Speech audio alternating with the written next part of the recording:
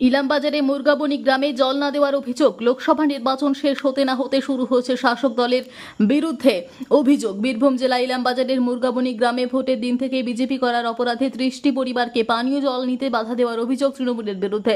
এই পরিবারগুলি বিজেপি দল করে, সেই কারণেই তাদের জল দিতে বাধা দেওয়া হচ্ছে। অভিযোগ, এলাকা তৃণমূল নেতা তথা জেলা পরিষদের মৎস্য কর্মাধ্যক্ষ রবি মুর্মুর নেতৃত্বে এলাকায় তাণ্ডব চালানো হচ্ছে। অভিযোগ, সকাল থেকে পানীয় জলের জায়গাগুলিতে বসে থাকতে তৃণমূলের দুষ্কৃতীরা, এমনকি এলাকার পুকুরগুলিতেও পাহারা দিচ্ছে তারা। 5 দিন ধরে তীব্র জলকষ্টে ভুগছে এলাকার বিজেপি সমর্থকদের পরিবারগুলি। তাই বৃহস্পতিবার তারা গ্রামে তাদের উপর চড়াও হয়। অত্যাচারের বিরুদ্ধে বিক্ষোভ শুরু করেছেন তারা।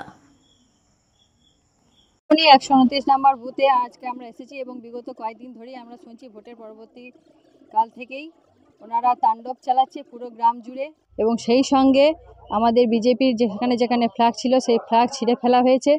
এবং এখানে সবথেকে বেশি যে সমস্যা তৈরি করছে সেটা হচ্ছে জলের সমস্যা। এখানে যারা আমাদের আদিবাসী সমর্থকরা আছেন তাদের যাতে জল না পায়, জলকষ্টে তারা যাতে ভোগে, তার জন্য এখানে জলের যে মেন সুইচ যেখানে থাকে সেই ঘর তালা বন্ধ করে রেখে দিয়েছে এবং গ্রামের পুরো মানুষকে জলকষ্ট দেওয়া হচ্ছে। আমি জানতে চাই যে এই টিএমসি সরকার কিভাবে মানুষের পরিষেবা দেবে, যে আমরা সচক্ষে দেখছি যদি কোনো ওনাদের পার্টির সমর্থক না থাকে, যদি অন্য পার্টির সমর্থক থাকে তাহলে তাদেরকে কিভাবে অত্যাচার করা হয়। এরা নাকি আবার জনগণের সেবা করবেন। আমি মমতা ব্যানার্জিকে প্রশ্ন করতে চাই আপনাদের মাধ্যমে যে এই কি ওনাদের শাসক দলের কাজ?